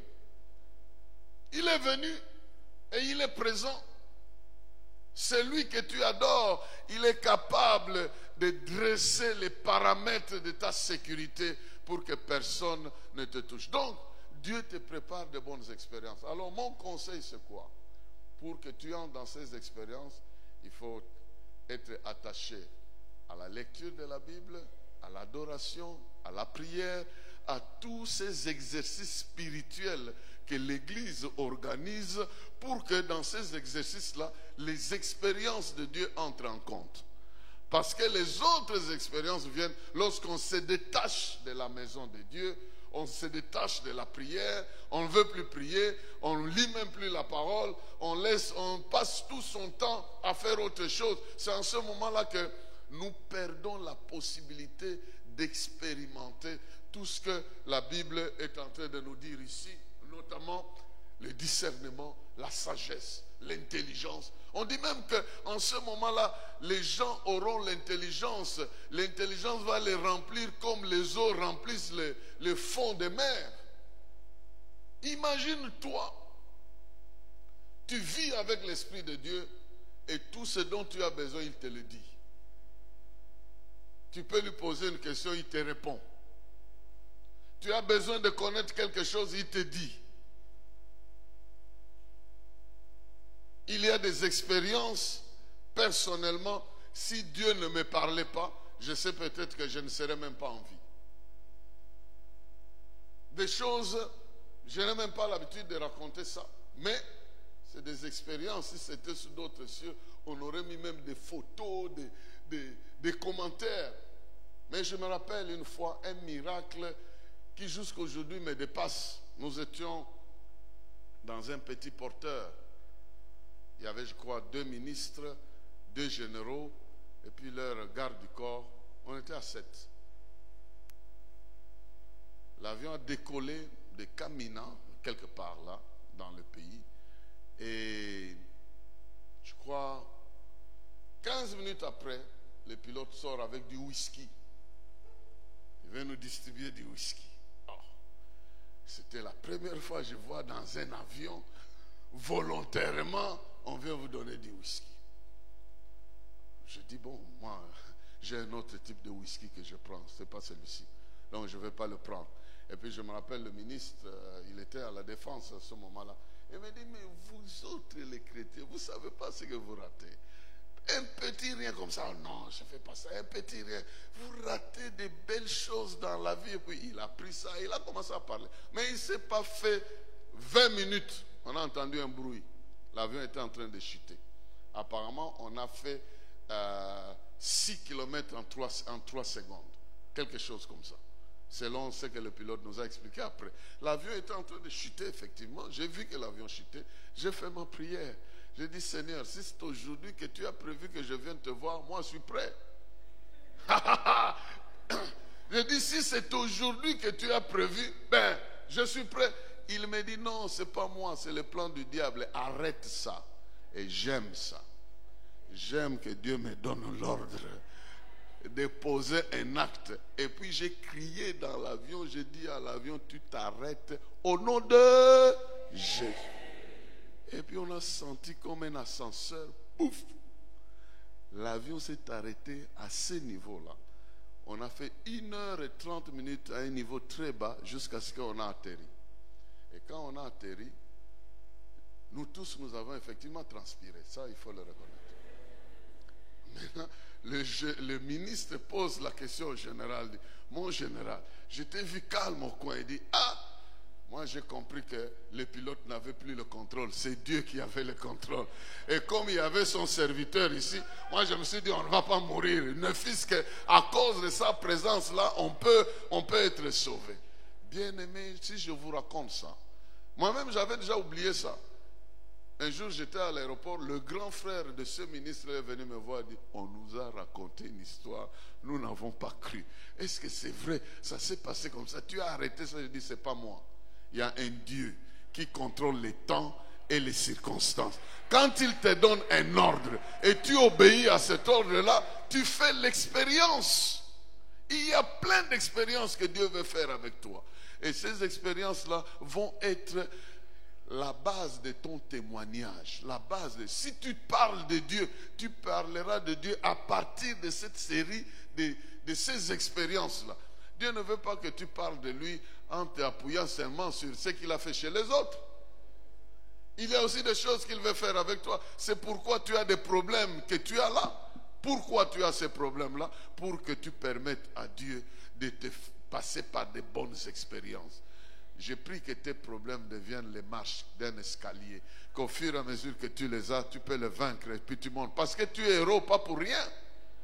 Tu es héros pour marquer ton temps. Et tu ne vas pas marquer ton temps sans expérience. Et tu ne vas pas marquer ton temps avec des expériences naturelles. Tous ceux qui ont marqué leur temps de manière différente, ils ont dépassé le niveau naturel. Ce que tout le monde a supporté, et ils ont dépassé ça. Et je suis sûr que Dieu va te faire dépasser ça. Je suis certain.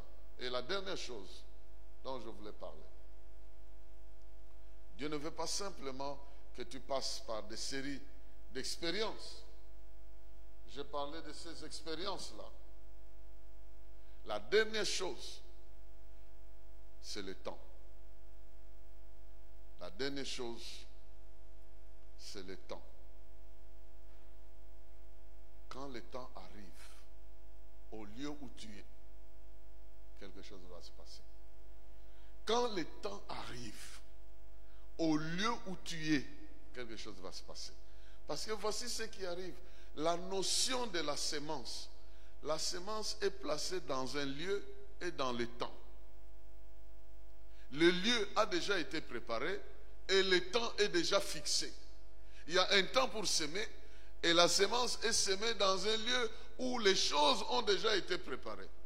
Et le temps venu, la sémence va pousser. Je suis en train de parler à quelqu'un. Mais lorsqu'on parle du rejeton ici, ça n'a pas été semé dans un endroit préparé comme tel. Même dans un endroit non préparé, ça pousse. Pourquoi? Parce que le temps est arrivé. Mais la notion normale, c'est que la sémence fait partie d'un projet. Il y a un endroit qui a été préparé. Cet endroit-là est entretenu et est contrôlé. Mais la sémence ne sait pas que l'endroit est préparé. Voilà pourquoi, dans ta vie, Dieu a préparé le temps et les endroits où tu dois passer. Il y a un temps où tu es à un endroit où les choses qui t'arrivent ne sont pas les choses que tu as prévues, mais Dieu contrôle la situation. Il n'y a aucun endroit où tu peux te trouver où Dieu ne contrôle pas la situation. Chaque champ où il y a la sémence fait l'objet d'un contrôle, fait l'objet d'un entretien. D'ailleurs, vous connaissez une parabole où Jésus a dit, il y avait quelqu'un qui a semé le blé, mais un autre est allé semer de l'ivraie. Et quand on est allé pour l'entretien, les gens voulaient arracher l'ivraie. Le propriétaire dit, non, n'arrachez pas l'ivraie. Laissez le blé et l'ivraie pousser ensemble jusqu'au jour de la moisson finale. Parce que l'ivraie qui est là n'empêchera pas le blé de pousser. C'est ça l'image du monde dans lequel nous évoluons. Nous avons notre identité. D'autres personnes sont aussi à côté.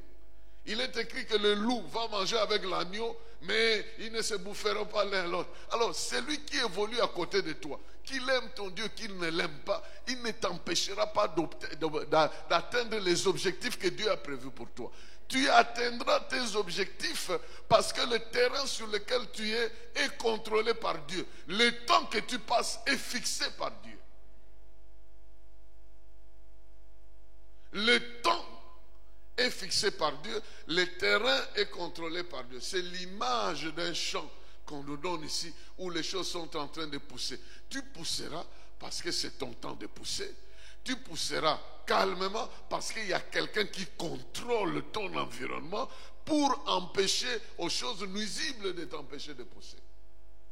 Vous savez, dans des réunions comme ça, vous ne venez pas simplement recevoir l'enseignement, mais vous venez aussi recevoir la prophétie, c'est-à-dire une parole que Dieu prononce dans votre vie qui va vous faire fonctionner, que les gens aiment ou qu'ils n'aiment pas, mais une parole qui vient de Dieu changera le cours de tes événements. Et moi, je suis venu pour bénir la vie de quelqu'un et déclarer dans sa vie que peu importe ceux qui sont à côté de toi, mais parce que Dieu a un plan pour toi, tu pousseras, tu grandiras. Le temps est venu d'ailleurs pour que les gens qui ne te connaissaient pas te connaissent. Exactement comme une pousse apparaît, les gens vont voir qu'il y a quelqu'un là. Dans cette famille, il y a quelqu'un. Dans cette famille, il y a quelqu'un qui prie. Dans cette famille, il y a quelqu'un qui étudie. Dans cette famille, il y a quelqu'un qui travaille. Dans cette famille, il y a quelqu'un qui chante. Dans cette famille, il y a quelqu'un qui sert le Seigneur. Que ta présence puisse commencer à se manifester parce que le temps est arrivé. D'ailleurs, quand le temps arrive pour quelqu'un, vous pouvez faire tout ce que vous voulez. La personne ira toujours loin. Vous pouvez l'empêcher, vous pouvez la vendre, vous pouvez la jeter en prison. Comme Joseph, la personne poussera toujours. Et je suis sûr que malgré les péripéties, les choses que tu as traversées dans ta vie, Dieu finira par te faire pousser.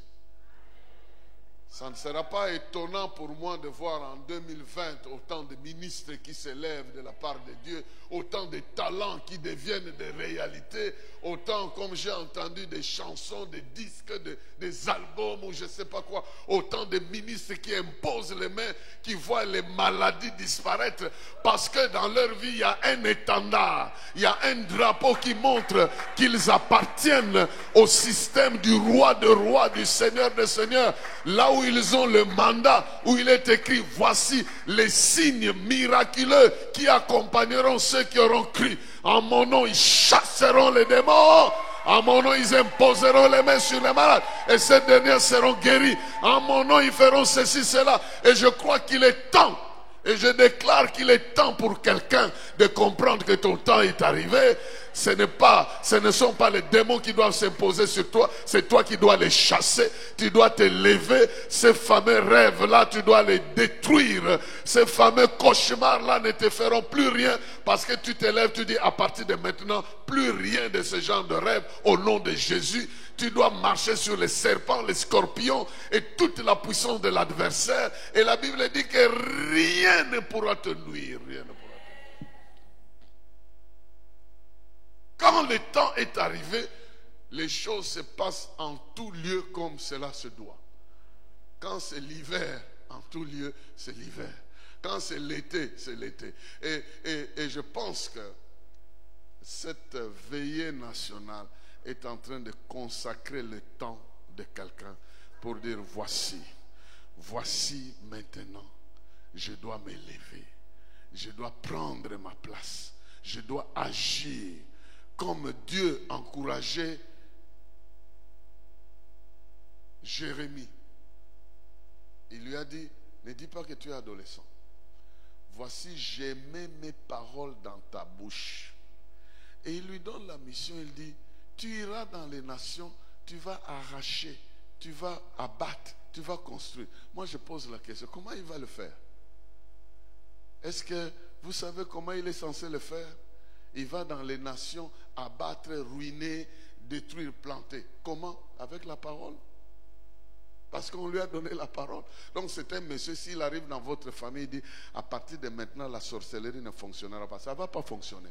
Parce qu'il a reçu l'autorité de ruiner, de détruire avec le pouvoir de la parole. Ce n'est pas différent avec toi. Je dis bien que ce n'est pas différent avec toi. Je peux te le prouver. Lui, on lui a mis les mains sur la bouche. Mais à toi, la Bible dit que dans les derniers temps, je répandrai mon esprit sur toute chair. Vos fils et vos filles feront quoi? Prophétiseront. Donc toi, tu n'as pas que, on ne t'a pas touché simplement les lèvres. Non, non, non, non, non. Toi, c'est l'Esprit lui-même qui est venu résider en toi. Voilà pourquoi la gloire doit se manifester dans ta vie. Lorsque l'Esprit réside en toi, te fait passer des expériences et consacre un temps où tu dois germer, la Bible dit que la gloire de Dieu finira par se manifester dans ta vie. Et quand ton temps arrive, tu ne fonctionnes pas par rapport à autre chose, par rapport à ce que l'Esprit de Dieu te donne. Tu vis par rapport à l'Esprit de Dieu. Tu parles par rapport à son inspiration. Tu déclares les choses par rapport à son inspiration. Et tu n'es pas enfant pour ça. Tu es adulte pour ces choses. Dieu a destiné son esprit en toi. Et je l'ai senti ici d'ailleurs. L'esprit de Dieu commençait à se mouvoir ici. Et même l'esprit de Dieu peut se mouvoir même dans les ténèbres. Il est écrit, au commencement il y avait des ténèbres, mais l'esprit de Dieu était là. Si là où il y a des ténèbres, l'esprit de Dieu était là, à forcerie là où Christ est confessé, comment l'esprit de Dieu ne peut pas travailler? Si tu es en connexion avec Christ, la gloire de Dieu s'établit dans ta vie par le fait même que le Saint-Esprit vient te pousser aux œuvres parce que ton temps est arrivé. Jésus a dit à ses disciples, attendez jusqu'à ce que l'Esprit va venir. Et quand l'Esprit est venu, même les timides, même les peureux, même des gens qui ne pouvaient pas parler, ils ont commencé à parler. Et je crois que à la sortie de cette veillée, l'Esprit se saisira de quelqu'un et tu verras ta vie être transformée. Tu parleras de Jésus comme jamais auparavant, mais tu vas aussi être candidat aux expériences extraordinaires dans ta vie. Des expériences que les gens ne peuvent pas retrouver ni dans ta famille, ni dans ton entourage. Il y a un quota unique d'expériences particulières que Dieu veut faire avec toi. Et je dis que le temps est arrivé. Le temps est arrivé parce que Jésus a dit, l'Esprit du Seigneur est sur moi, il m'a oint. Et il a fini par dire, pour annoncer une année de grâce. Et nous sommes dans cette saison. Et ce temps, c'est le temps où tu cherches l'Esprit, tu le trouves. Tu le trouves, il te remplit. Et tu accomplis ta mission et les gens s'étonnent. C'est l'enfant de qui? Il a commencé quand? Et comment ça s'est passé? Parce que Dieu est un Dieu de mystères. Il est un Dieu de choses extraordinaires. Tout le monde ne peut pas expliquer comment tu es arrivé là où tu es arrivé. Parce qu'il y a des choses que toi-même tu ne comprendras pas. Mais je suis venu dire que le temps est arrivé. Et nous pouvons profiter de ce temps parce que Jésus est déjà venu. La venue de Jésus a consacré ce temps-là. Et ce temps est que tout ce que Dieu a promis pour moi dans la Bible, je peux vivre ça. Je peux réaliser ça. Tu dois comprendre que ce temps a été prévu, préparé et il est contrôlé. Si tu le cherches, tu le trouveras. Si tu le trouves, il agira au travers de ta vie. Alors comment tu t'établis dans ta gloire? Sache que tu as une identité. Détermine tes objectifs dans la vie. Sers Dieu, obéis à Dieu, marche avec Dieu. Accepte de passer par des expériences par lesquelles Dieu te fait passer par la prière. Donc, dans ta vie, chaque fois que tu traverses des problèmes, ne recule pas. Cherche Dieu, prie et il va intervenir dans ta vie. Il va te faire foncer un problème après un autre. Tu vas passer. Et enfin, quand le temps est arrivé, accepte de poser les pas. Accepte d'agir. Parce que Dieu va te faire passer d'un contemplateur de sa gloire à un terrain de manifestation de sa gloire. Je termine par un exemple, avant de prier. L'exemple est dans la Bible où Jésus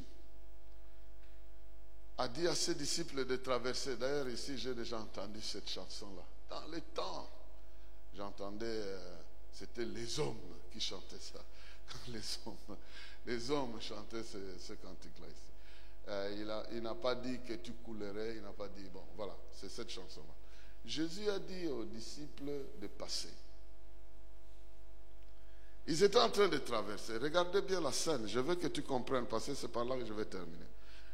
La barque est en train d'aller vers le rivage. La Bible dit qu'il y avait beaucoup de vagues, beaucoup de vent. La barque est en train de partir et Jésus est en train de marcher sur l'eau, en train de venir. Quand les disciples l'ont vu, ils ont commencé à crier, ils avaient peur. Et Jésus leur a dit, rassurez-vous, c'est moi. Rassurez-vous, c'est moi. Et Pierre a dit, si c'est toi, fais quoi? Ordonne que je vienne chez toi. Maintenant, la barque est en train de partir. Jésus sort. Plutôt, Pierre sort de la barque. Il commence à aller là où était Jésus. Et Jésus était en train de venir. Maintenant, pendant qu'il partait, le vent n'avait pas cessé. Il a commencé à comprendre qu'il était en danger. Il s'enfonçait déjà. Mais Jésus était proche de lui. Il a crié, sauve-moi. Et Jésus l'a sauvé. Maintenant, je pose la question. La barque est là, en train de partir. Jésus le relève ici. Et la Bible dit qu'ils allèrent ensemble et ils montèrent dans la barque. Moi, je pose la question. De l'endroit où Jésus l'a sorti jusqu'à l'endroit où ils sont allés à la barque, Jésus l'a transporté. Vous êtes sûr? Comment ça s'est passé? Jésus l'a porté. De l'endroit où ils étaient passés, ce n'était pas à la barque était là. Et quelque part ici, Jésus l'a retenu des eaux. Comment ils sont arrivés là-bas? Jésus l'a porté? Non, ils ont marché ensemble. C'est qu'il a tenu la main et ils ont marché ensemble. Là où tu as fait les tentatives et tu as échoué, Jésus viendra te prendre la main. Il ne faut pas avoir peur des tentatives qui ont échoué. Non, Jésus est le seul qui ne se moquera pas de toi. Jésus est le seul qui ne t'abandonnera pas pendant que tu exerces ta foi. Il viendra te saisir la main, il entrera dans ta tempête. Et la Bible dit que là, lorsque Jésus est monté dans la barque, ils se sont agenouillés, ils ont commencé à l'adorer. Donc la barque, le lieu où ils criaient de peur, est devenu le lieu de l'adoration, parce que Jésus est entré dans cette barque-là. Il est arrivé dans la barque. Et ta vie est comme cette barque-là. Tu as une identité. Tu as des expériences que Dieu va te donner. Et le temps est arrivé pour que Jésus monte avec toi dans la barque, qu'il marche avec toi et qu'il démontre aux gens que tu n'as pas cru pour rien. Et tu n'as pas cru en quelqu'un qui est absent. Ton Dieu est vivant. Et sa vie doit se manifester. Et je dis qu'il est temps que les gens voient qu'il t'a guéri, que les gens voient qu'il t'a sauvé, que les gens voient qu'il t'a délivré, que les gens voient qu'il t'a béni, les gens voient qu'il te conduit, qu'il te conduise de succès en succès, de victoire en victoire, parce que ton temps de passer de victoire en victoire est arrivé. Qu'il en soit ainsi. Et que Dieu bénisse sa parole dans vos vies.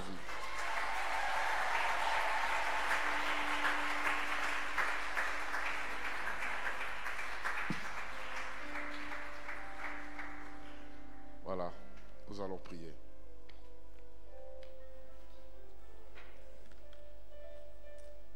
Nous allons prier le Seigneur. Ce temps est un temps très très capital. Deux choses peuvent vous arriver. Vous pouvez dormir et rater quelque chose, tout comme vous pouvez lutter contre le sommeil et obtenir une bénédiction particulière. Souvent, je conseille aux gens qui sentent les menaces du sommeil de changer de position pour éviter que le sommeil puisse vous attraper. Nous allons prier en 4 temps. Le premier moment, nous voulons prier pour notre identité. Nous voulons nous engager ou nous réengager. Nous voulons être sûrs que nous confions notre vie à Dieu, que nous avons décidé de compter sur Dieu. Peut-être que nous avons déjà confié notre vie au Seigneur, mais lorsqu'il nous arrive des problèmes, nous cherchons d'autres solutions. Mais nous voulons nous réengager auprès du Seigneur. Nous voulons lui dire que c'est en lui que nous croyons. Nous voulons lui dire, comme les disciples, c'est à toi, c'est toi seul qui as des paroles de vie éternelle. À qui d'autre irions-nous? Nous voulons regretter tout le temps que nous nous sommes confiés à d'autres sources plutôt qu'à Dieu. Tout le temps que nous avons manqué la confiance, et penser que la solution viendrait d'autres sources et nous avons échoué. Mais c'est un Dieu qui nous comprend. C'est un Dieu qui est compatissant. Et nous voulons, comme cet enfant qui est rentré auprès de son père pour dire, j'ai dilapidé les biens que tu m'as donnés. Considère-moi comme un travailleur. Mais le père lui a dit, non, je ne peux jamais te considérer comme un travailleur. Ton identité est enfant. Et quand tu rentres à la maison, tu es reçu comme un enfant. Aujourd'hui encore, nous pouvons nous décider d'observer notre vie et de voir si nous avons posé des actes qui nous détachent de Dieu pour nous ressaisir, pour dire, je suis un héros.